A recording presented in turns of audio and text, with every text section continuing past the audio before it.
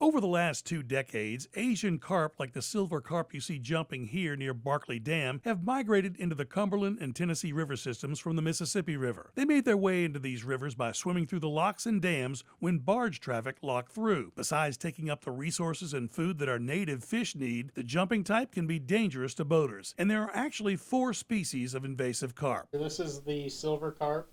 It's probably the species, the one of the 4 that's the highest concern for us. This fish would be 5-6 pounds out on the reservoir, and these are the ones that jump. Then there's the big head carp that can get over 100 pounds. They don't jump, but they filter out a lot of the resources that our native fish need.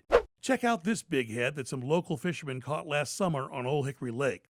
There are grass carp, which are the ones that were most commonly used in pond management, and then there are black carp. Black carp are a significant concern here as well because they're molluscivores. They eat snails and mollusks, and Tennessee has one of the most diverse populations of freshwater mussels and snails. So what is being done to eradicate these fish? First, to try to keep the fish from swimming through the locks at the dams, Bio-Acoustic fish fences are being developed. These emit flashing lights, bubbles, and sounds that will deter the fish from swimming through the locks. The first was installed at Barkley Dam by the U.S. Fish and Wildlife Service. Studies of its effectiveness will be completed by 2023, but preliminary data is already showing promise. The other means to get these fish out of our waters is the Tennessee Carp Harvest Incentive Program for commercial fishermen. It was launched in September of 2018. Since the start of that program, our commercial fishermen have removed over 15 million pounds of carp from Tennessee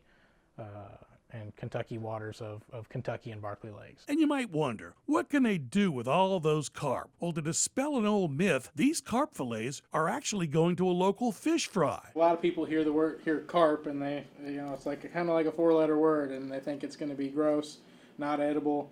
But these silver and big head carp really are pretty edible. They've got a white, flaky flesh. It's good on the table. You just gotta check out a video or something how to fillet it to where it's not got bones in it. So between burials and removal, and maybe a few carp dinners in between, the hope is to get these fish out of our waters and keep them out. I'm Davis Nolan, News 2.